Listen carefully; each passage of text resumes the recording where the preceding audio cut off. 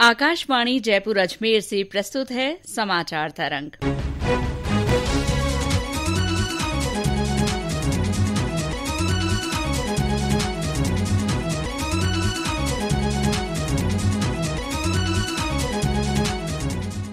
श्रोताओं, आपके लिए मैं शीला चावला लेकर आई हूं समाचार तरंग का विशेष अंक। पहले तो आप सभी श्रोताओं का स्वागत है आकाशवाणी समाचार जयपुर के इस साप्ताहिक कार्यक्रम समाचार तरंग में।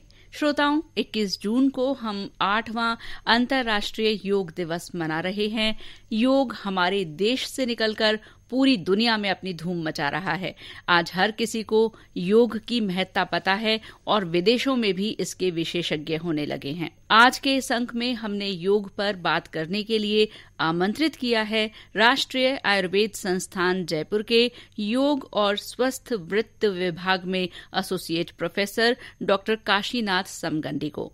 डॉक्टर काशीनाथ, आपका आकाशवाणी के स्टूडियो में स्वागत है। नमस्कार। इस बातचीत में न्यूज रूम से मेरा साथ दे रहे हैं आकाशवाणी के वरिष्ठ संवाददाता डॉक्टर जितेंद्र द्विवेदी।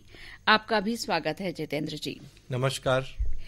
डॉक्टर काशीनाथ, आप योग के विशेषज्ञ हैं, तो सबसे पहले हम यही जिज्ञासा शांत करना चाहेंगे कि आखिर योग क्या है और एक आम आदमी के जीवन को स्वस्थ बनाने में योग की कितनी भूमिका है। योग शास्त्र में योग के वर्णन में पहले ही आता है योगेन चित्तस्य पदेन वाचा मलम शरीरस्य तु वैद्यकेन। इसका मतलब यह है कि जब शरीर का मल होता है उसके लिए वैदिक शास्त्र श्रेष्ठ है। भाषा का जब कोई भी त्रुटियां होता है उसको सही करने के लिए व्याकरण शास्त्र होता है। उसी तरह चित्त यानी मन का विविधाएं हैं या मन को नियंत्रित करना चाहते हैं या चित्त की बीमारियां हैं, उसके लिए योग शास्त्र श्रेष्ठ माना गया है। जब मन का नियंत्रण के बारे में आता है, मन ऐसे ही नियंत्रण नहीं होता है। सभी लोग ज्यादातर लोग ये सोचते हैं कि जस्ट प्राणायाम करने से मन नियंत्रित होता है, बट ऐसा नहीं है। मन को नियंत्रण करने के लिए पहले श्वास को नियंत्रित करना पड़ता है। श्वास प्रश्वास यानी ब्रीथिंग को, श्वास प्रश्वास को नियंत्रित करना है तो आप शरीर को नियंत्रित करना पड़ता है। इसीलिए हम अष्टांग योग जब देखते हैं उसको इस प्रकार उसका अरेंजमेंट किया है, जैसे कि यम, नियम, आसन, प्राणायाम, प्रत्याहार, धारणा, ध्यान, समाधि। ये इसी सीक्वेंस में अरेंज करने का कारण क्या था? उनको भी पता था कि जब तक आपका शरीर पर नियंत्रित नहीं होगा तब तक आप प्राणवायु पे नियंत्रित कर नहीं पाएंगे। जब तक आपका प्राणवायु का नियंत्रित नहीं रहेगा मन का नियंत्रित होगा ही नहीं। सो मेरा कहने का मतलब यह था कि शरीर का नियंत्रण करना है और प्राण का नियंत्रण करना है, उसके बाद अपने आप चित्त यानी मन का नियंत्रण हो जाता है। इस दौरान चित्त को नियंत्रण करने के दौरान हम आसन भी करेंगे, प्राणायाम भी करेंगे। सो इसका मतलब है, और उसके साथ साथ यम और नियमों का पालन भी करेंगे। इससे योग से खाली मन का ही नियंत्रण नहीं होता है, उसके साथ साथ शारीरिक वृद्धि होता है, मानसिक वृद्धि होता है, सामाजिक वृद्धि होता है, उसके साथ साथ आध्यात्मिक स्वास्थ्य भी बनता है। इसलिए योग एक ओवरऑल पर्सनालिटी डेवलपमेंट बोल दिए तो ये नहीं गलत नहीं होगा। इसलिए योग एक ऐसी चीज है हर एक व्यक्ति अपनाना है। हर एक व्यक्ति यानी बच्चों से लेके बूढ़े तक हर एक व्यक्ति अपना सकता है। और कामकाज में हर दिन जो कामकाज करता है उसमें भी योग जुड़ा है।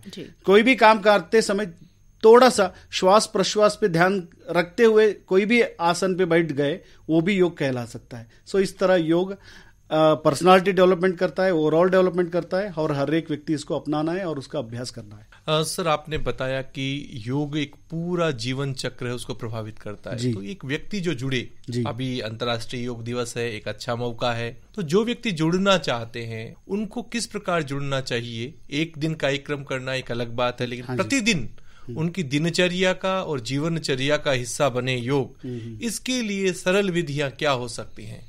सरल विधियां ये है, देखिए दिनचर्या में आयुर्वेद भी यही बोलता है कि व्यायाम एक अंग है दिनचर्या का। जैसे ब्रह्म मुहूर्ते उत्तिष्ठे, ब्रह्म मुहूर्त में जगना है, उसके बाद मल मूत्र विसर्जन करना है, दंत धावन करना है, उसके बाद व्यायाम का वर्णन भी आता है। लेकिन व्यायाम आजकल क्या होता है, व्यायाम बोलते ही सभी लोग जिम में जाते हैं, वेट लिफ्टिंग करते हैं, बट ज्यादातर लोगों को ये समझ में नहीं आता है कि वेट लिफ्टिंग कैसे करना है, कितने बार करना है और ज्यादा करने से क्या दुष्परिणाम हो सकता है। आप अभी हाल ही में बहुत सारे ऐसे इंसिडेंट्स देखे कि अच्छे अच्छे body builders all of a sudden heart attack से उनका मृत्यु हो गए, क्योंकि ऐसा व्यायाम एक ऐसा आता है, जब भी हम व्यायाम करते हैं तब हमें कोई भी मानसिक तनाव नहीं रहना है। मानसिक तनाव में आप व्यायाम कर लिए तो उसका दुष्परिणाम आपको एक न एक तरीके से उत्पन्न होना शुरू हो जाता है। इसीलिए व्यायाम के बदले में आप योगासन को अपनाइए, क्योंकि योगासन में ऐसा होता है कि मन का नियंत्रण होता है, श्वास प्रश्वास का नियंत्रण होता है। सो कितना भी तनाव युक्त हो उसमें भी आसनों को अपनाए जा सकते हैं। इसीलिए ज्यादातर एक्सरसाइज को अपनाने से बेहतर है आसनों को अपनाइए। और भारत सरकार हर साल 21 जून को अंतर्राष्ट्रीय योग दिवस मनाया जाता है। सो इस कार्यक्रम को हर जगह हर प्लेस में होता रहता है। जैसे कि जयपुर में भारत सरकार का राष्ट्रीय आयुर्वेद संस्थान है, हर दिन रोजाना 5 से लेके 9 बजे तक स्वस्थ व्यक्ति के लिए योगाभ्यास होता है, 9 से लेकर 3 बजे तक रोगियों के लिए होता है। ये पूरा साल 365 डेज अनब्रेकेबल कंटिन्यूअसली हो रहा है। इसका आप एडवांटेज ले सकते हैं। उसके साथ साथ राष्ट्रीय आयुर्वेद संस्थान का 3-4 ऐसे अलग अलग विंग है। सैटेलाइट विंग है। उसके साथ साथ चौड़ा रास्ता में भी एक हमारा हॉस्पिटल है बंबई वाला, वहां जाके आप विशेषज्ञ बैठते हैं, वहां जाके आप उसका संपर्क कर सकते हैं। उसके अलावा भी बहुत सारे राजस्थान में भी आर्कियोलॉजी के डिपार्टमेंट भी अभी योग दिवस करवा रहा है। उसके साथ साथ बहुत सारे ऐसे योग स्टूडियो से वहां जाके पहले आप एक बार विशेषज्ञ से संपर्क करिए, क्योंकि लोगों में ये कल इतना ही जानते हैं कि योग करना हमेशा पॉजिटिव ही मिलता है, लेकिन योग करते समय शरीर का और मानसिक स्थिति का देखे बिना योग कर लिए तो कभी कभार योग भी दुष्परिणाम उत्पन्न कर सकते हैं। इसीलिए एक आयुर्वेद योग विशेषज्ञ के साथ जाके उनका संपर्क में एक सीखने के बाद उसको आप अपनाइए। और कुछ भी आपको दिक्कत होता है आप आके डायरेक्टली आके आपका जो भी क्वेरीज है उसको रेक्टिफाई कर सकते हैं। इस तरह आप करने से योग आपके दिनचर्या में भी आ जाएगा और व्यायाम से बेहतर है आप योग को अपनाइए, जिससे ओवरऑल पर्सनालिटी डेवलपमेंट होगा। डॉक्टर काशीनाथ, अभी आपने जैसे बोला कि युवाओं में ये बहुत है कि वजन कम करने के लिए वो वेट लिफ्टिंग शुरू कर देंगे। इसी तरह से एक टर्म चल रही है पावर योगा की, तो उसके बारे में क्या वो बहुत अच्छी चीज है या जो प्राचीन हमारी योग पद्धति है उससे बिल्कुल अलग है? क्या चीज है ये? देखिए, अभी हम ये बोलते हैं एंशिएंट स्कूल्स ऑफ योगा और modern schools of yoga. Ancient schools of yoga का मतलब है पहले जो योग अलग अलग तरीके के थे, जैसे कि पतंजलि योग सूत्र का अष्टांग योग है और हठ योग है स्वामी स्वात्माराम का। उसके साथ साथ लय योगा, मंत्र योगा, कुंडलिनी योगा, अलग अलग प्रकार के योग शास्त्र थे। लेकिन इसका अलग अलग स्कूल्स बनाने का मतलब क्या था और कारण क्या था? इसीलिए कि हर एक व्यक्ति का परिस्थिति अलग होता है, शारीरिक परिस्थिति अलग होता है, मानसिक परिस्थिति अलग होता है। उसके अनुसार आप आपके परिस्थिति के अनुसार कौन सा योग को आप अपनाना है उस तरह आप अपना के उसको आप जब अभ्यास करेंगे उसका आपको बेनिफिट मिलेगा। हर एक व्यक्ति का परिस्थिति देख के हम योग को अपनाना है। ऐसा नहीं कि ये व्यक्ति हार्ट योगा पावर योग कर रहा है मैं भी करूं, ऐसा नहीं होता है। वो व्यक्ति का परिस्थिति, शारीरिक परिस्थिति, मानसिक परिस्थिति देखने के बाद उसको आप अपनाना है। हर एक योग हर एक व्यक्ति के लिए नहीं है, क्योंकि ये इंडिविजुअलिस्टिक साइंस से बोलते हैं। सो हर एक व्यक्ति के लिए अलग अलग योग है। पहले इसीलिए विशेषज्ञ से मिलना ही है। योग और आयुर्वेद विशेषज्ञ से मिलने से आपको परफेक्टली पता चलेगा आप किस तरीके के योग आप अपनाना है और उसको आप अपनाइए। सर, बच्चों को और युवाओं को योग से हम किस प्रकार जोड़ सकते हैं? क्योंकि जो बच्चे हैं वो अमूमन उनको गंभीरता नहीं होती किसी चीज के प्रति। हाँ जी। तो उनको किस प्रकार संस्कार दिया जाए? और ये आपने कहा कि पूरे व्यक्तित्व के निर्माण के लिए जरूरी है, सही। तो उनको किस प्रकार जोड़ा जा सकता है? हाँ, अभी देखिए भारत सरकार भी ये भी प्रयास कर रहे हैं कि योग को स्पोर्ट्स में इन्वॉल्व करने का एक बहुत अच्छा तरीका है लोगों तक, यानी युवावस्था को युवा व्यक्तियों के लिए और बाल्यावस्था के लिए एक योग एक स्पोर्ट बन गए तो अपने आप अट्रैक्शन होना शुरू हो जाता है। उसके साथ साथ अब बहुत सारे ऐसे आसन हैं, आसनों को नाम बोलते ही बच्चे समझते नहीं, संस्कृत में होता है वो सभी। इससे बेहतर है उसका आसन का नाम थोड़ा और अलग से, फॉर एग्जांपल मान लीजिए पर्वतासन है। पर्वतासन बोले तो बच्चे अभ्यास नहीं करेंगे, चलो माउंटेन पोज ले लो फिर माउंटेन पेज ले लेंगे। क्रोकोडाइल यानी मकरासन है, क्रोकोडाइल कैसा बैठता है बेटा, ऐसे करो बोलते हैं, बच्चे करना शुरू कर देंगे। एंड रैबिट पोज शशंकासन बोलते हैं, शशंकासन रैबिट कैसे बैठता है, ऐसे बैठिए। मैं अभी हाल ही में एक स्कूल में मुझे इन्वाइट किया गया था, वहीं बच्चे थे लगभग मान लिए 3 साल से लेके 5 साल के बच्चों को मुझे सिखाना था। फिर मैं ऐसे ही एक एक तरकीब अपना के जैसे प्राणियों का, पक्षियों का नाम लेके उनको अभ्यास करवाना शुरू किया, फिर अपने आप अभ्यास करने शुरू कर दिए। प्राणायाम वगैरह बच्चे ज्यादा अभ्यास नहीं कर पाते हैं, लेकिन ओमकार का हो, ऐसे मंत्र का उच्चारण कर सकते हैं। आप जो भी दोहराते जाएंगे बच्चे दोहराते जाएंगे। सो इस तरह करते रहे तो शारीरिक और मानसिक संतुलन बनाए रहता है। जैसे जैसे बड़े होते जाएंगे अपने आप एक्सेप्ट कर लेंगे। और युवाओं के लिए जैसे बोलते हैं अभी योग स्पोर्ट्स में लिए गए तो अपने आप क्रेविंग बढ़ जाता है, सो अपने आप डाइवर्शन हो जाते हैं, लोग फिर योग को भी सीखेंगे, ये तो है ही। बट बच्चों में योग को उनके मन तक पहुंचाने के लिए यही एक तरकीब है। कुछ ऐसे प्राणी पक्षियों का नाम लेके या कुछ गेम्स खिलवा के भी हम बच्चों को सिखा सकते हैं। डॉक्टर काशीनाथ, केंद्र सरकार का विशेष प्रयास यही है कि योग जो है वो हर घर तक पहुंचे, हर इंसान तक पहुंचे हमारे देश में, और वो एक स्वस्थ जीवन जी सके। तो आज की इस भागदौड़ की जिंदगी में जो लोग कामकाजी हैं, तो कामकाजी लोगों के लिए उनके काम के दौरान किस तरह का योग, वो ऑफिस में या महिलाएं बहुत घर पे काम कर रही होती हैं, तो वो किस तरह से अपने काम के दौरान ही योग से जुड़ सकते हैं? अभी भारत सरकार पिछले 2 साल में उन्होंने एक कार्यक्रम शुरू किया है, vibe break. Vibe break is nothing but yoga break. So आप काम करते समय, आप दिन 9 बजे से लेके दिन में 1 बजे तक आप काम जब करते रहते हैं कामकाज, उसमें हम बीच में एक योगा ब्रेक होता है लगभग 15 मिनट से 20 मिनट। योगा ब्रेक का मतलब nothing but it is like office yoga.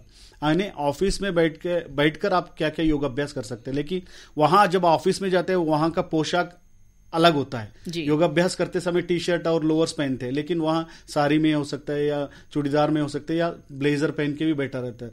उनके लिए उन्होंने थोड़ा अल्टर्ड फॉर्म ऑफ योगा उन्होंने सजेशन दिया है। इसका मतलब है वहां जो उनके प्रेमिसिस में क्या क्या अवेलेबिलिटी होता है, चेयर होता है, टेबल होता है। सो चेयर में बैठकर भी बहुत सारे ऐसे आसन कर सकते हैं, जैसे कि उत्तान ताड़ासन, यानी हाथों को ऊपर लेके दाएं बाएं झुकना, तिर्यक ताड़ासन, और उसके साथ साथ बहुत सारे जैसे कि आगे झुकने वाला पादहस्तासन और अर्ध चक्रासन, अर्धकटी चक्रासन। ये ऐसे आसन है जो आराम से कुर्सी में बैठ के इसको अपना सकते हैं। उसके साथ साथ प्राणायाम आपको पता ही है। सो प्राणायाम तो बैठ के नीचे बैठ के पद्मासन में बैठिए या सुखासन में भी बैठिए या चेयर में बैठ के भी प्राणायाम का अभ्यास, जैसे नाड़ी शोधन हो सकता है, भ्रामरी प्राणायाम हो सकता है। इस तरह प्राणायाम को एटलीस्ट 5 to 10 मिनट्स हम रोजाना एटलीस्ट दिन में एक बार और दोपहर में एक बार, जैसे कि 11 बजे 11:30 बजे एक बार और 3 बजे एक बार, इस तरह 2 बार करने से भी जो ऑक्यूपेशनल स्ट्रेस होता है वो अपने आप रिलीव होना शुरू होता है। इसीलिए भारत सरकार ने ये वाइब ब्रेक का कॉन्सेप्ट लेके आए और इसको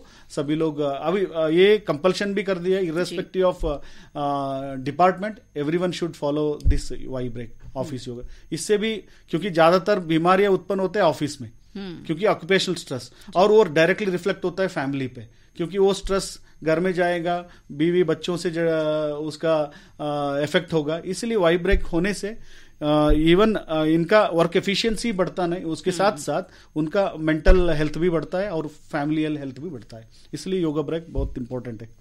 डॉक्टर काशीनाथ, पूरी दुनिया योग दिवस मनाने जा रही है, तो प्रदेश के नागरिकों के नाम योग दिवस पर आपका क्या संदेश है? योग दिवस अभी देखिए, आज इस साल का जो थीम है वो है मानवता के लिए योग। So yoga for humanity. So yoga for humanity का मतलब ये है मानवता इन द सेंस अभी एक महत्वपूर्ण भाव है जो लाइक जैसे कि दया, करुणा, ये सभी दिखाने वाला है। सो दया, करुणा ये सभी तभी आएगा जब आपका मानसिक परिस्थिति श्रेष्ठ रहेगा। सो मानसिक परिस्थिति या मन का स्थिति सही रखने के लिए प्राणायाम तो श्रेष्ठ है। और प्राणायाम को आप प्राणायाम का एडवांटेज लेना है तो आसनों का अभ्यास करना है। इसलिए मैं ये संदेश देना चाहता हूं कि आप आपके दिनचर्या में, जीवन शैली में योगासन को भी आप जोड़ लीजिए। योगासन से आपका पूरा ओवरऑल पर्सनालिटी डेवलपमेंट होगा। जैसे ही ओवरऑल पर्सनालिटी डेवलपमेंट होगा, अपने आप मन नियंत्रण में होगा। जब मन नियंत्रण में होगा, ये मानवता अपने आप मानवता का गुणवत्ता बढ़ता जाएगा। डॉक्टर काशीनाथ, आपने अपने व्यस्त समय में से आकाशवाणी समाचार के कार्यक्रम समाचार तरंग के लिए वक्त निकाला, आपका बहुत आभार। धन्यवाद। हमारे इस कार्यक्रम के लिए तकनीकी सहयोग दिया ओपी शर्मा ने, संपादक मनीष मीणा और प्रस्तुतकर्ता नीलेश कालभोर।